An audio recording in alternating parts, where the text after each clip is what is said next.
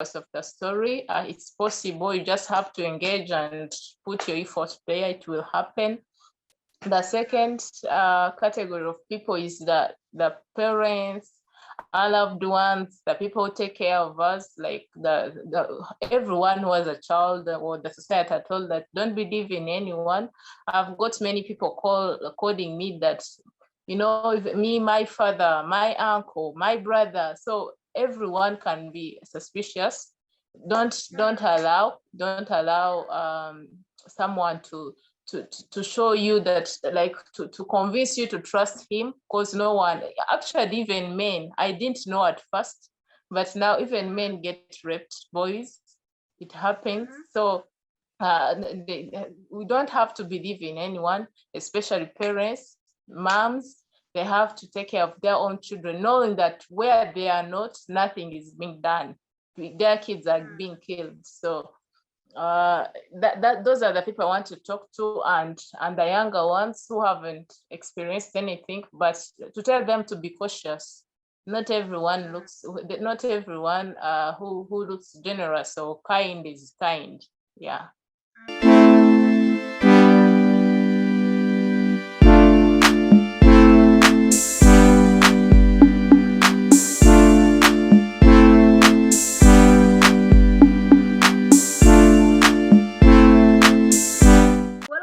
Again on Inspire. Lovely to have you back. Larissa, you mentioned that you actually told your the housemaid, about what happened.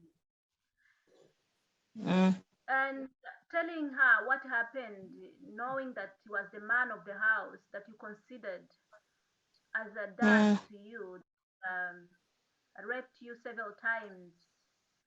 And this man actually told you to never tell it to anyone, and now here you have told the housemaid. Were you probably scared that she might say to the man might find out that you said what happened? Were you probably afraid that he might kill you like he had promised? What were your thoughts? And probably, did she keep a secret, or did she speak out what happened? I wasn't afraid, because a child doesn't consider a lot of things, and there is a way she approached me different from other people, because others didn't take that attention and ask me and insist on what would have happened. But she showed me love, and she was there to listen to me. So I confided in her, and I understood that she passed through the same thing that I passed through. So I thought we connected. I loved her. I understood she feels my pain.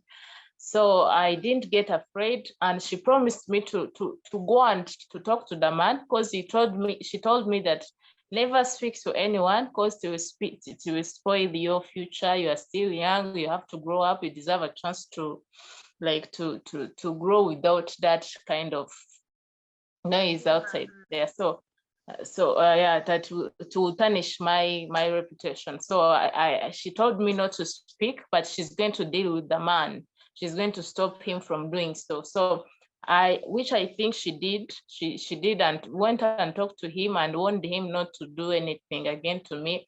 But it was a different case, because when I went, he was like, "Why did you say such?" I remember it took me up on the ceiling, up, like we were in the like up on the ceiling of the house. Yes. So she was like, he was like, "I will throw you down there. Do you see how far it is? I will throw you down there if you dare speak and say to anyone else again." So that's how it happened. I believed in her and I trusted her. I didn't even get disappointed in her speaking, because I knew she told me I'm going to deal with him, which didn't work. So for me, what I did, I never told her again that it happened. I used to lie to her that it didn't do it again when he was doing it, just for not like for her not to go and approach him again. So it wasn't a big deal telling her, because I found myself in her. I trusted her, I don't know how I felt, but she's the only person who could understand my pain by then. And she gave me time no one else gave me. So it wasn't a big deal telling her. Yeah. Mm. So she went and approached the man, told him not to do what he did. Instead, the man Yeah. changed the strategy. He showed you the real death, taking you on the top of the flat, showing you down that he's gonna throw you down, like showing you that how the death looked like, to Yeah. threaten you even more. So from that time, you had to zip up. You never told her again, even when it happened. You pretended nothing happened. So how long Nothing. did that life continue after that? When did you feel like talking about it like openly? Because now you're talking about it openly. When did that courage come? When did you feel that security? Like, yeah, that sense of security that no one is gonna harm you if you talk about it. It's the power of God. I know it's only God. It wasn't me, because I talked about it the first time I had finished my secondary school. I was in my senior six, so I had to go to church. I had a vow. I had promised God, if he allows me to pass my O level, I will go and spend the night in church, which I never did by then. So when I reached senior six, I was scared of failing. I had to go and do what I promised. So when I went to spend a night in church, the person who was leading told us, you know what, we are going to pray. We are going to to make noise. You are going to clap your hands, and everyone he was like, everyone speak what you never told anyone, what you don't have someone to tell, that secret you've kept with you, which is disturbing you. So that was my first time to speak out. I told God, because he assured us that no one will listen, no one will hear. Just speak, and as loud as you want.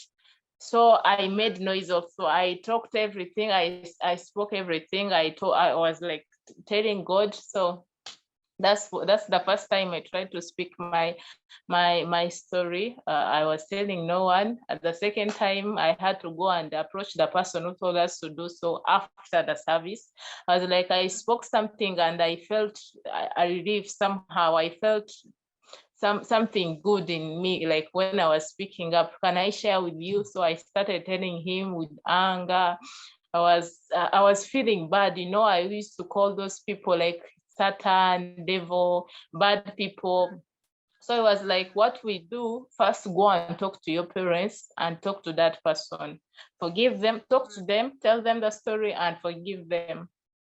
So that's how I started. I went and talked to my mom. I told her everything, what happened, why I hate her, where she left me, what happened, everything. But she only told me, thank you for sharing. It was very hard, starting to share the story and no one understands you, and no one. I thought maybe for me, in my head there were many things. Maybe she doesn't love me, maybe she didn't believe me, maybe. So that's when I stopped again telling people. I stopped immediately. I was like, I'll never share again. So I had to run away to go and study. So let me just ask you one thing. You shared whatever happened from A to Z. You shared everything to your mom, and Yeah. the only word she said was, "Thank you for sharing." Yes. How did that make you feel? I presume you wanted someone to cry with you. You wanted someone to find out exactly what happened, someone to fight for you, because all this happened when you were only 3 years. You had no power to fight. You wanted someone to fight for you. You wanted justice. But your mom said, "Thank you for sharing." How did that make you feel? Of course, it was a shock, but again, not that much, because from day one I believed she doesn't love me. That was my belief. So when I told her, and she didn't even say sorry, she didn't even say what happened, she didn't even like feel pity for me. I was like, no. I felt like deceived by the person who sent me to tell her. And I felt bad for telling her. It was like a shame. Why did I have to share with her at first? I don't know. It was a shock, and I confirmed by then that my mother doesn't love me. That what came in my mind, but it wasn't that I was like, I didn't expect much from her. I don't know why I didn't expect much from her, but I thought at least she would say sorry like any other person. Because when I tell other people, they were like, what? They don't understand. But for her, she never said anything. I think that's her character. She doesn't want to show, like in our culture, there is this saying that you don't have to show your children that you are feeling bad. But it shocked me, and it took me back, actually back. It took me, it was worse than before, because from that time I got to know that even sharing wasn't necessary. If I can share and nothing happens, then it wasn't necessary. Yeah. So, but do you think your mom really didn't love you, or she was also shocked somehow? Maybe it was She her ways was of dealing with. Mm. she was shocked, because after she got like that, she started having problems with the pressure going up, going down, but she never showed me anything, which I don't like also. You can't change people, but again, someone can die because of your character. So I don't. By now, I can't say that she doesn't love me, but the technique she used wasn't good, because I was to kill myself. Yeah. Mm. So how about your auntie, where you used to live, and this man, the Christian husband, raped you several times, and your auntie wasn't aware of what was happening? Did you probably go also and tell her what happened? Her reaction, she divorced the man, she divorced him, and separated. Sorry. Mm-hmm. She So divorced she him separated instantly. with, Mm-hmm. yes, separated with him, and she was also shocked. She was shocked because she spent a long time seeking the medical help, a psychologist. Still now she doesn't understand how she could be living under the same roof with the devil, because she always said that I was her kid, like her own. I was like her own daughter. So for her, her reaction is clear, and she shouted, she told anyone, how could he do such thing to me, my own child? So for her, her reaction was clear. She got disappointed and showed it. Mm. You got someone who felt your pain and reacted, and Mm. that was your aunt.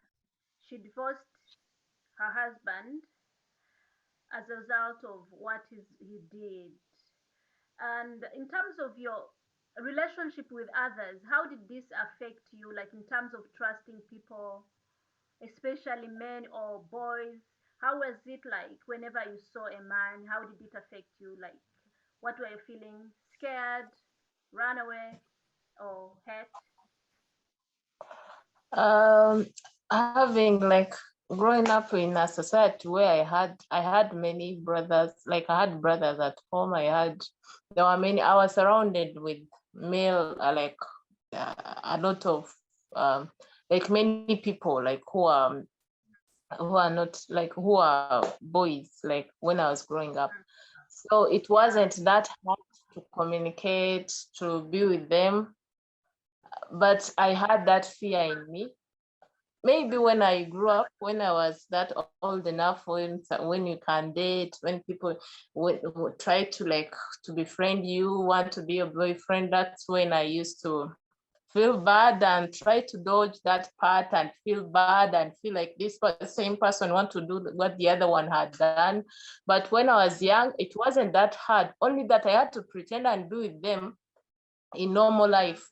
But when I was young, I had learned that life of pretense. Every time I could pretend to be with everyone, but when that thing like traumatized me, like the throwbacks come, I used to feel like to faint. almost, I used to be okay with others. Living with others was very okay, but when it, like, yeah, when it touches me or when I feel it, I used to faint and go to the hospital. I used to lose control. I used to feel bad. That's the only thing which could show you there is something wrong. But in people, I used to try as much as I speak as much as I can, so that I couldn't. I don't think much. So I could speak. I could be in crowd of people. Try to be busy and make everyone believe that I'm that sharp, when it wasn't the case. I was shy, only that I wanted to hide what is inside me. I didn't want to feel it. Yeah. So you lived a life of pretense. From inside, you are someone else. From outside, you are another person that you actually Yeah. pretended to show to others. Yeah, Mm. as a result of what you went through, the trauma, the pain, the torture, you know. Yeah, but again, how did it make you like?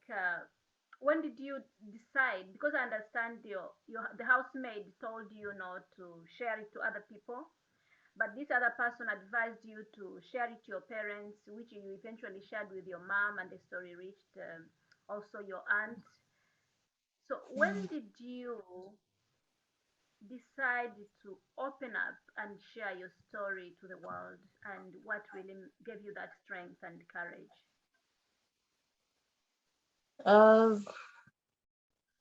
I don't know, but sharing it, that's what I said before. It was God only. The other one telling me not to speak. There was actually, we have a problem, even there is no one to listen.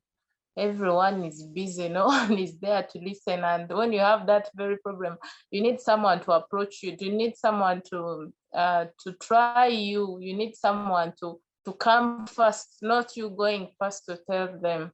And there was no one. There was no one actually. I had to try it myself, which I couldn't also do it. But when God came, He gave me the power, and I tried sharing. I started believing it's possible to heal, it's possible to live. Because for me, I thought I will die anytime. Because that person left me telling me that I will die with her, and she left me. So I didn't expect to live like for 10 years, 5 years, 2 years after her.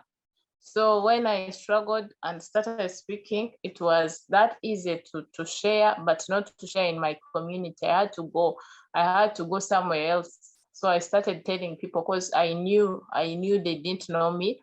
So it was easy for me to share with others. That's how it started. I started sharing. It wasn't me. It is only God. It is only God who brought that change. And I didn't bother someone listening to me from there. I could sit even somewhere and face the wall and tell God, you have to sit there, you have to be in that wall, and I'm going to tell you. So that's how I decided to take that step in healing, like for me to get healed. Yeah. Yeah, so speaking out was your healing technique, Yeah. and the strategy you did, you had to change the community. You went to a totally new community where no one knew you, and that's where you were able to open up and tell people what happened to you. So, as a means to heal yourself. So, then you returned back to your community. Now you're speaking from your community. How did your family perceive this, in terms of knowing this is our daughter, she faced this, but probably she could keep it to herself? Did you face something like that? Like, because I know some cultures are different, some cultures wouldn't allow you to speak out even if you are suffering. So, did you face something like that maybe? I hear I hear, but I've never had anyone. I have struggled to get help from and I got help from God. Not anyone Mm, like contributed to my healing, so they don't have much to say. They don't have much to say, and I don't know if they fear me. They know I'm determined to do this, and I try to explain to them before that I'm going to engage in this. I'm going to be sharing, not only for me, but for others also to get healed. So I hear people that this one I said such and such. That's what I hear. I don't know if it's true or not, but of course the society doesn't allow those. There are people like, why do you have to say this? Why you are shaming yourself? You know, you're still single, you know, many things, you know, they have many things to say, but because I'm determined and I know why I'm doing this, so I don't get disappointed. Right. Yeah. And did you get maybe any scientific or medical help in terms of like getting a, yeah, like for psychological help, maybe to see a doctor to get that kind of healing? Yeah, I have one. Actually, I started like it is like now 2 months. I have one, but I went there by myself, knowing I'm okay. When those things came, my family started. I think like because of like people's comments, they felt bad, and there is a way people were saying, "What did you do? What did you do?" As like you knew, oh, after getting to know what happened, what did you do? So they were like, at least go to the psychologist. That's how I went there. I went there not knowing what I'm going to do, because for me, I felt I was okay. But still, I'm learning. After that's when I discovered I'm learning. I'm learning to overcome fear. I'm learning to be with men, like the society of men, and feel comfortable. I'm learning that to understand that it's possible to get married. It was an issue also. So I went there, not like it wasn't my intention, it wasn't my program, it wasn't my plan. I went there because of that. There is a way the society talks and other people feel confused. So my family was somehow, and so there was like, you go to the psychologist. So I went there just to normalize things and tell them, for them to feel not guilty. Yeah, I'm having one. Great, great. So, in terms of your perpetrator, this man that you trusted, the man who was supposed to be like your dad, the man who turned up to be a rapist, did he face any legal charges for his actions? No, no, he No? didn't, because we didn't take him to court. Because for me, I forgave him. I started sharing my story after forgiving him, and so I was telling everyone, for me, I forgave him, and he's actually not even in the country. And the little research I did is that it is too long, like it has taken long. The years are many for us to Oh, take yeah. him there. So he didn't. Yeah. Mm. Oh, yeah. Mhm. Probably it would be hard maybe to provide the evidence that he did it. But again, if I take you back, you are open to tell your mom after this man advised you. That was after how long this happened to you? How long did you keep it until you are able to tell your mother? How many years? Uh, uh, it happened at my young age, and I told her when I was in senior six. So you get, it had taken long. It had taken Yeah, long without, yeah. Oh my yeah. God. Mm. So you have a story. Mm, This is a story that can teach so many people. mm, You are one of the victims that are bold and strong enough to stand out and share this story. I believe there are quite millions of other people, other kids, or other people really who faced it at their young age, but not courageous enough to speak out. So, where do you want to take this story to? Where do you want it to reach? And how? How do you want it to go out, really? Mm. my story, for me, I wanted to talk to like whoever will listen to me. I wish everyone can. 4 or 3. The first one is the person who passed through hard times and you felt bad, you felt disorganized, in like you felt depressed, you felt as if life is going like you are dying anytime. I wanted to tell them it's possible to heal, it's possible to heal. That's the first purpose of the story. It's possible, you just have to engage and put your effort there, it will happen. The second category of people is the parents, our loved ones, the people who take care of us, like everyone who has a child, or the society are told that don't believe in anyone. I've got many people calling me that, you know, me, my father, my uncle, my brother. So everyone can be suspicious. Don't allow someone to show you that, like to convince you to trust him, because no one, actually even men, I didn't know at first, but now even men get raped, boys, it happens. So we don't have to believe in anyone, especially parents, moms. They have to take care of their own children, knowing that where they are not, nothing is being done, their kids are being killed. So those are the people I want to talk to, and the younger ones who haven't experienced anything, but to tell them to be cautious. Not everyone who looks generous or kind is kind. Yeah. That's true. So no, we can't trust people really. It's very bad that we have this society where we don't trust each other. But again, sorry, I'm gonna take you back. This is really into my mind. You mentioned that this man was actually a Christian.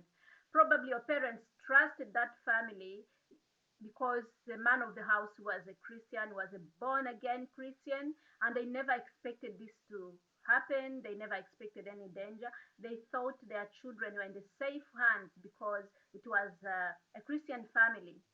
But did this man actually even go to church? Did he pray? Tell me, how did you see him apart from what he was doing to you?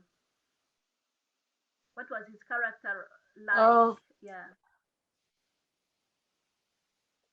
you you couldn't tell because he was outside. He was a good person outside, but he wasn't Like that good. He wasn't that good but because he now would go to church.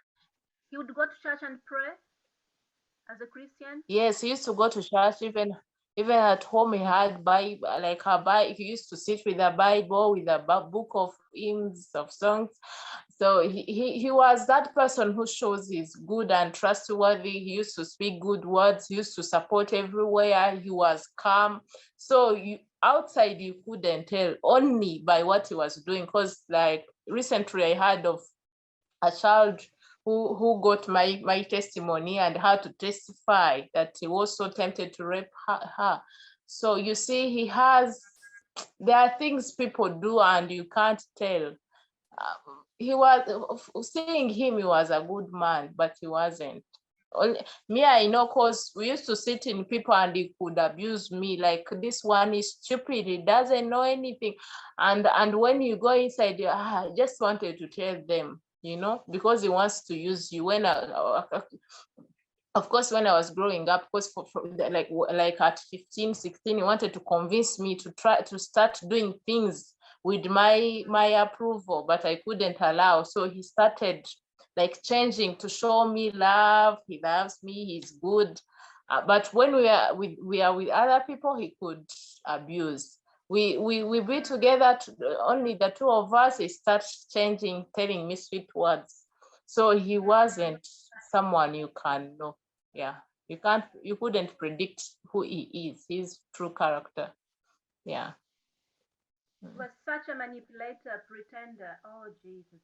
But now you mentioned that you wanted to write a book about your story, which I believe it could be a good book because it contains stories that really Yeah. can change the world, can teach people things that Mm. people live, I mean, with and live through on daily basis. But that hidden pain, that hidden Mm. pain, that pretense that people can't see from outside, that suffering from inside that people can't see, but you walk and live with it for years and years. So you mentioned that you want to write a book. How far have you gone with your writing? Uh, I've done what like I think I could do, like as me personally. Mm-hmm. I've done. I'm almost done. That's what I can say, because I had put whatever I felt like putting. I only need now someone to guide me. You didn't put this. You don't. You have to like to correct this, like someone who would help. But for me, I think whatever content I wanted to put, I had. Yeah. Mm. Mm. So, someone out there, please help Larissa edit her book and structure it because she wants to put it out there. Offer any help you can to support Larissa in her book writing.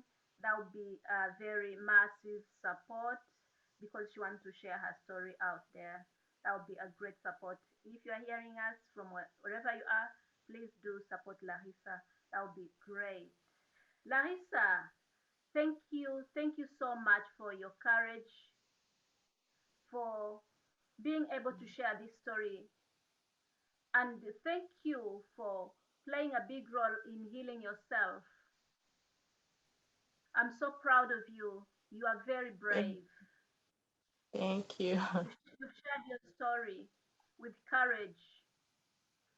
Yeah. Yeah, Thank thank you so you. much. God bless you. And I hope someone can support you in writing this book and structure it and want to see it out. We want to see it on Amazon being sold, and we want to share this story as far as we can. Amen. Thank you. Yeah. Thank Mm. you so much. Have a lovely time, and I hope to see you again on Inspire. Likewise. Thank you. I will. Okay, bye.